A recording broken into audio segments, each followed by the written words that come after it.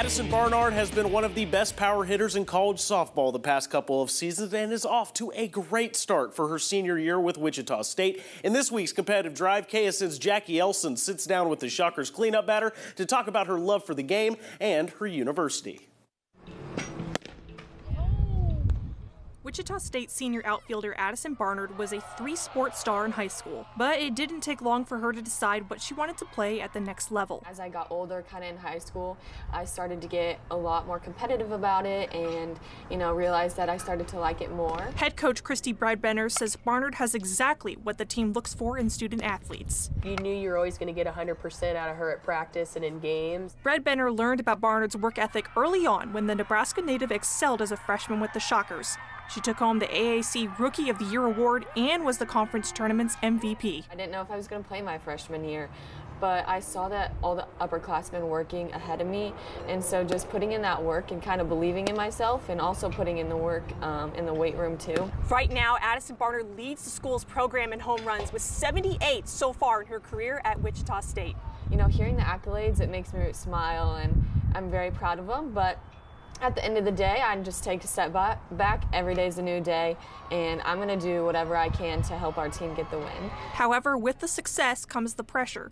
Breidbenner says Barnard puts a lot on herself, but that she's learned to manage it throughout her 4 years. You love that competitiveness, but she was also pretty hard on herself. Now she's really kind of controlling that type of emotion and not trying to do too much. Just a really great kid that you can always count on helping you out.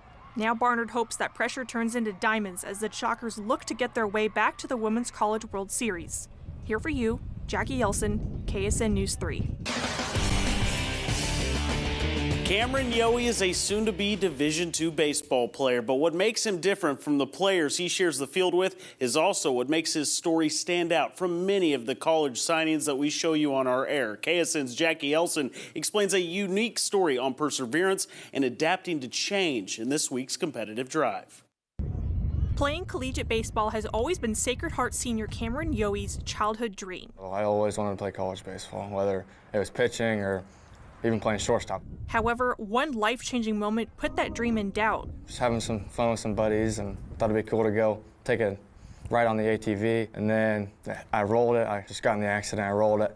And complications with the arm after led to infections, led to loss of muscle, loss of nerve function on my hand, so I can't move it. But even with this incredible obstacle of only being able to use one hand, Yohe's dreams stayed in focus as he learned to adapt to his new reality. He uses the doubt others have about him as fuel to keep pushing forward. It makes me strive to be better than everybody else because, I'm playing with less, and so it makes me want to be like, all right, you doubt me, I want to beat you even though I have less than what you do. One way Yohe was able to adapt with only one working arm and hand was through the help of Nubbability, a program that helps limb-different young athletes overcome the obstacles in front of them. Everything was inside of him already. All I had to do was to tweak a few things. But the one thing he gave me right from the get-go was one of the hardest work ethics I've ever seen. Sam Cooner has been working with Yohe since the accident, helping him get back on track to accomplish his dream. I knew it from the very first time we played catch. How coachable he was.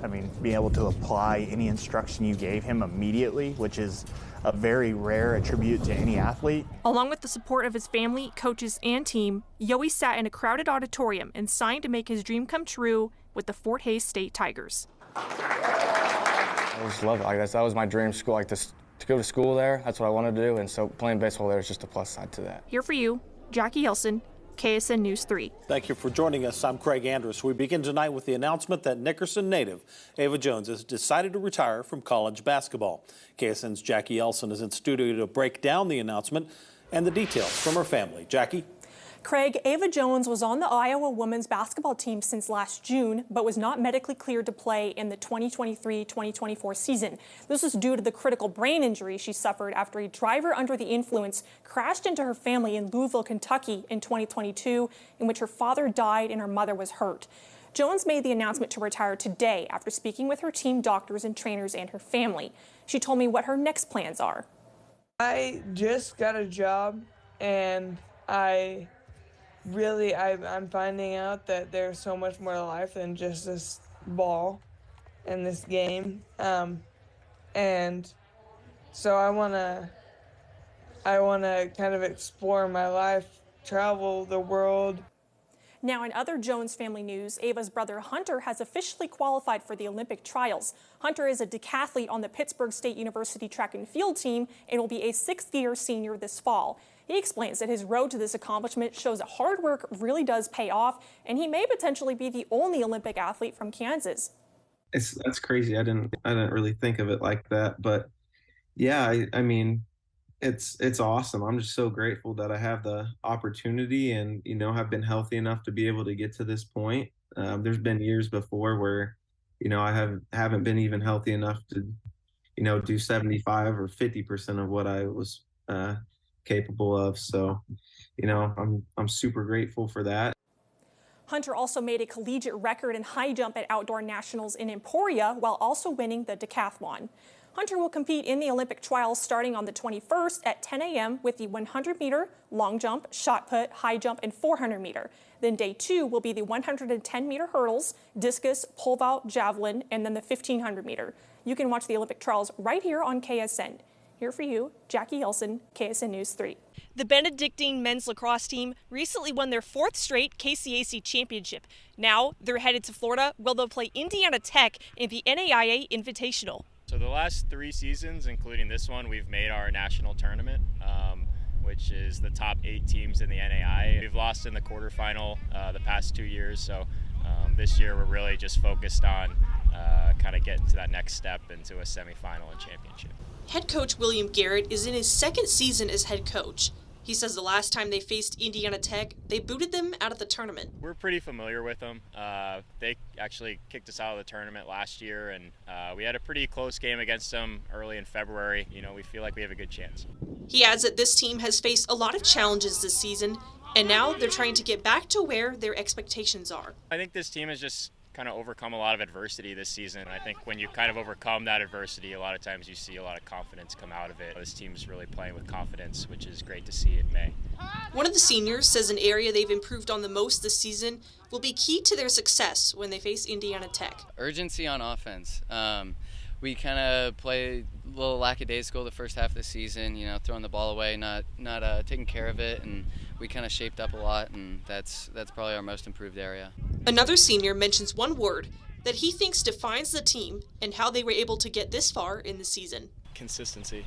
I think that we've gotten a lot better and more consistent at what we're doing. I think we're really getting there, and hopefully we can keep it going during Indiana Tech during the national playoffs. Reporting in Atchison, Jackie Elson, KQ2 Sports. The Worth County Tigers have done what no other Missouri 8-man football team has. I think they're gritty. They're very gritty. After defeating East Atchison last Friday, the team won their 280th 8-man football game, and that's more than any other 8-man team in the state.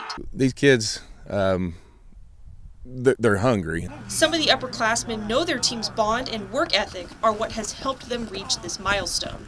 Our work in and practice in the weight room, we work our butts off every week, so just the work. We all form this bond where, if one of us gets down, we're going to pick them up no matter what. And I think that's just how our season's gone. We've had tough times, got back up, and that's ultimately led to our success. Coach Atwell says he knows what his team is capable of, leading them this far in the season.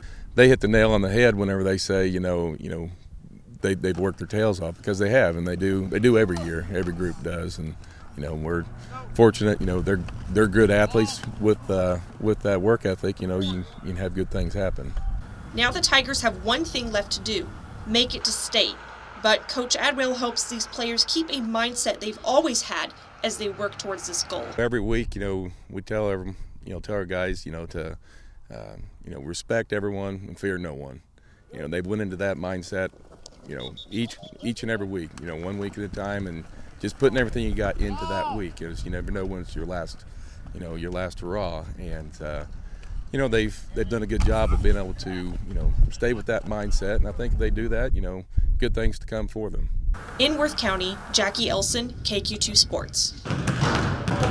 Basketball is Benton senior Alan Coy's lifeblood. I just love playing. On my free time, I just go shoot at Genesis before every game. His grandfather, dad, and a few aunts and uncles have played, so it only makes sense for Allen to follow suit. Growing up, I wanted to be just like my dad and Uncle Johnny, so that really motivated me. Allen's dad says his family has such a strong relationship with basketball and that Allen's work ethic speaks for itself. With Allen, I know there's no doubt in my mind he's gonna go out there and try his best. He's a hard worker. In fact, Allen holds some bragging rights over dad.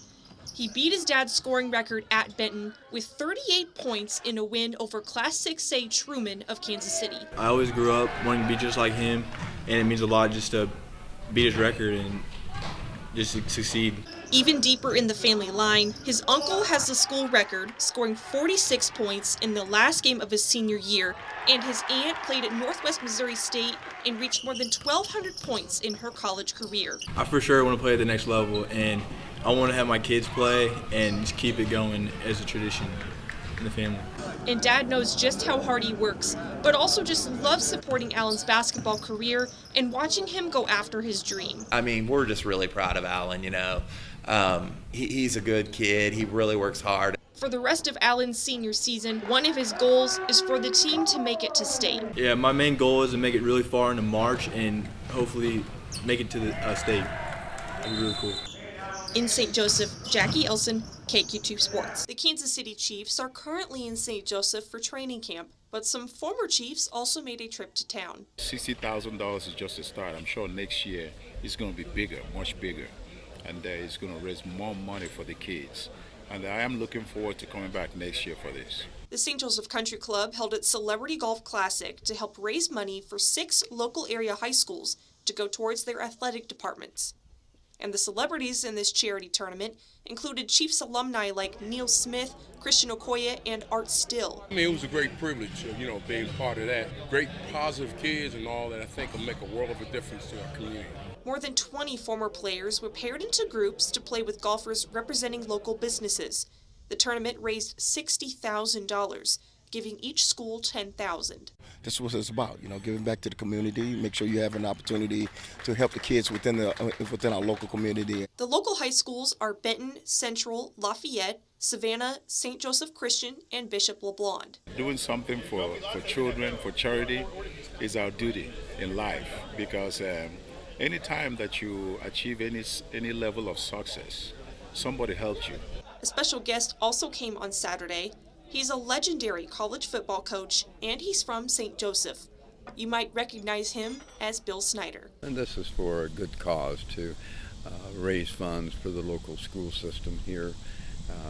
Anything I can do to help in that regard, I'd want to do. The Lafayette High School alum spoke to everyone at the awards ceremony after the tournament finished.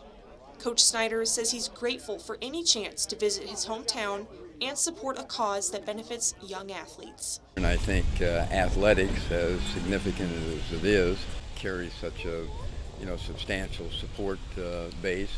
But the significant thing is the values that it helps teach and create for young people that are invested in those programs.